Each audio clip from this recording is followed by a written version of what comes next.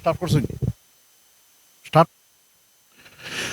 আসসালামু আলাইকুম সম্মানিত ভাই ও বোনেরা, ইউকে নিউজ বাংলা মাল্টিমিডিয়ার পক্ষ থেকে আমরা মৌলভীবাজার সিটির শহরতলির বর্ষিজুরা ইকো পার্ক থেকে বলছি।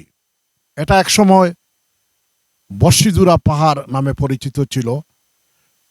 মৌলভীবাজার সিটির সোনাপুর এলাকায় অবস্থিত একটি প্রাচীন একটি পাহাড়। এই পাহাড়ে একসময় আমাদের দাদাদের মুখে শুনেছি বাঘের গর্জন শোনা যাইত, হরিণ তো অহরহ ছিল।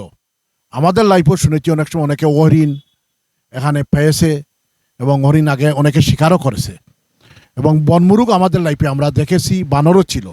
এখন কোনো বন্য কোনো প্রাণীর এখানে কোনো সন্ধান পাওয়া যায় না, কারণ এটা বনের যে একটা এই যে বন্যপ্রাণীর একটা নিরাপত্তা বা তাদের যে একটা অবাধ অবিচরণ, অবাধ চলাফেরার যে সুযোগ, সেটা কিন্তু আমরা দিতে পারছি না, যার কারণে তারা কিন্তু আস্তে আস্তে এটা বিলুপ্ত হয়ে গিয়েছে। এটা একটা দিক বললাম। বন্যপ্রাণী তেমন একটা নেই, কারণ বনের পরিবেশটা বন্যপ্রাণী উপযোগী হিসাবে এখন আর নেই। কিন্তু আমাদের দাদাদের মুখে শুনেছি এই পাহাড় ছিল একসময় রয়্যাল বেঙ্গল টাইগার, এমনকি বাল্লুক এইসব এই বর্ষিজুরা পাহাড়ে ছিল। এটা বর্ষিজুরা পাহাড় নামে পরিচিত। সে যাই হোক, আমি সেদিকে যাচ্ছি না। আমি যেটা বলতে চাই সেটা হচ্ছে যে এই বর্ষিজুরা ইকো পার্ক নিয়ে আমি অনেক কথা এর আগে বলেছি, লাইভও বলেছি, অনেক কিছু বলেছি, কিন্তু বাস্তবে আমরা যে দাবি করেছি, যেটা ক্যাম্পেইন করেছি, এটার কোনো বাস্তব রূপ বা কোনো দাবি বাংলাদেশ সরকারের কর্তৃপক্ষ আজও পূরণ করে নাই। আমাদের প্রথম দাবি ছিল এই বর্ষিজুরা ইকো পার্কে একটি ট্যুরিস্ট ফাঁড়ি স্থাপন করা, কিন্তু আজও সেখানে কোনো ট্যুরিস্ট পুলিশের ফাঁড়ি প্রতিষ্ঠা করা হয় নাই, যার কারণে এখানে কোনো নিরাপত্তামূলকভাবে কোনো ট্যুরিস্ট বা পর্যটক এখানে এসে এই বনের সৌন্দর্য উপভোগ করতে পারছে না, নিরাপত্তার অভাব। এছাড়া এই পার্ককে কেন্দ্র করে আমরা আশা করছিলাম এখানে সরকারের পক্ষ থেকে একটা অফিস স্থাপন করা হবে, মিনিমাম একটা রেস্টুরেন্ট লিস্ট দেওয়া হবে আন্তর্জাতিক মানের, যে রেস্টুরেন্টে এসে মানুষ চা কফি সহ সামান্য সময় এই সবুজ পরিবেশে অতিবাহিত করবে।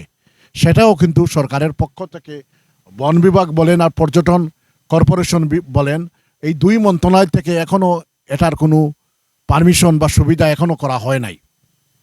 আরও বলেছিলাম যে এখানে যদি ট্যুরিস্ট পুলিশ থাকতো তাহলে সকালে মৌলভীবাজার শহরের অনেক মানুষ এখানে এসে সবুজ পরিবেশে হাঁটা চলা ব্যায়াম করতে পারত, কিন্তু সেই সুযোগও রাখা হয় নাই।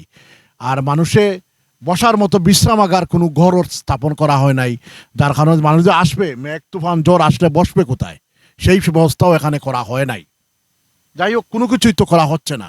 কিন্তু বর্ষিজুরা ইকো পার্ক নামে একটা প্রজেক্ট এখানে আমরা দেখছিলাম একসময় করা হয়েছিল বিগত সরকারের আমলে, যদ্দূর মনে করে সাবেক অর্থমন্ত্রী সাইফুর রহমান সাহেব এটা করেছিলেন, কিন্তু পরবর্তীতে এই প্রজেক্টের মানে তেমন একটা অগ্রগতি হয় নাই, শুধু সাইনবোর্ড পড়ে আছে আর কিছুই নাই। এখানে দুঃখ লাগে, এত বড় একটা সুন্দর একটা পাহাড়, একটি বন আমরা পেয়েও এটাকে কাজে লাগাতে পারছি না আমরা। এখানে কোনো ট্যুরিস্ট তেমন একটা আসে না নিরাপত্তার অভাবে। এটার কোনো প্রচারও হচ্ছে না, পর্যটন কর্পোরেশন থেকে প্রচার দেখছি না, জেলা প্রশাসন থেকে তেমন একটা প্রচারণাও আমরা তেমন একটা দেখছি না, থাকলেও থাকতে পারে, তবে আমি দেখছি না।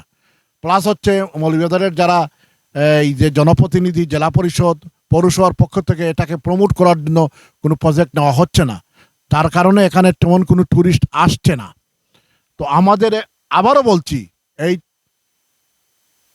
বর্ষিজুরা ইকো পার্ক, বর্ষিজুরা জঙ্গল পাহাড়কে যদি পর্যটক চান তাহলে এখানে প্রথমেই ট্যুরিস্ট পুলিশের অফিস স্থাপন করা হোক এবং এখানে সার্বক্ষণিক ক্যামেরার ব্যবস্থা করা হোক এবং এখানকে কেন্দ্র করে কিছু রেস্টুরেন্ট লিস্ট দেওয়া হোক, অন্তত একটা কি দুইটা।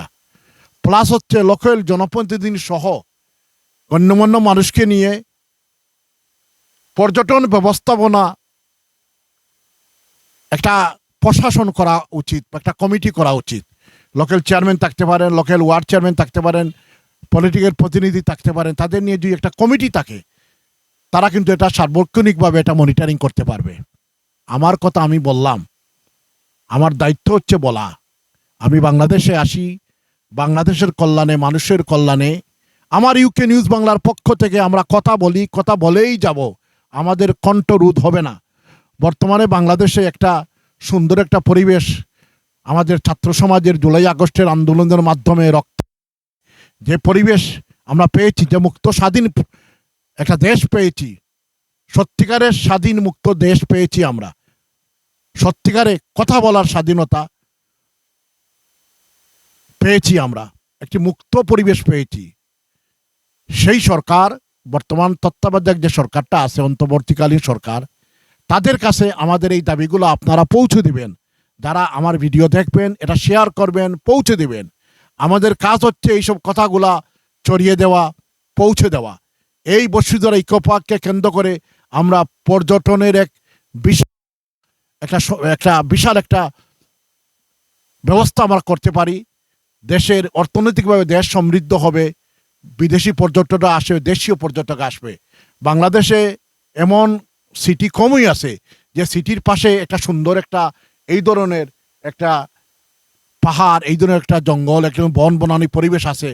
বাংলাদেশে হাতে গোনা কয়েকটা আছে, এর মধ্যে একটা হচ্ছে এই মৌলভীবাজার সিটির বসুন্ধরা ইকো পার্ক, বসুন্ধরা বন বনানী, চৌদিকে সবুজ পরিবেশ। কারণ হচ্ছে আপনি শহর নগর বন্দরে গাড়ি ঘোড়া, কলকারখানার যে পলিউশন, এটার মাধ্যমে যে পরিবেশের ক্ষতি হয়, সেটা কিন্তু এখানে আসলে আপনি মুক্ত নিঃশ্বাস নিতে পারছেন, মুক্ত হাওয়ায় কিছু সময় অতিবাহিত করতে পারছেন। এই গাছ হচ্ছে, আমি মনে করি আমাদের জন্য আল্লাহর পক্ষ থেকে একটা নিয়ামত। এই গাছের কারণেই কিন্তু অনেক ক্ষেত্রে এই শুধু মানুষ নয়, প্রাণীকুলও এটার থেকে অনেক সুবিধা পেয়ে থাকে। কারণ বেশি করে গাছ লাগান যদি, তাহলে আপনি প্রত্যেকটা গাছের পাতা আল্লাহর জিকির করে, সেই জিকিরের সব আপনি পাবেন। মৌলভীবাজার সিটি সহ বাংলাদেশের শহর নগর বন্দরে শুধু ফলস গাছ লাগানোর জন্য আহ্বান জানাই ইউকে নিউজ বাংলার পক্ষ থেকে।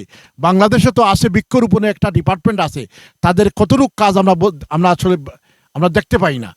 এইসব পাহাড় বনবনানী শহরে ফলস গাছ লাগানো দরকার।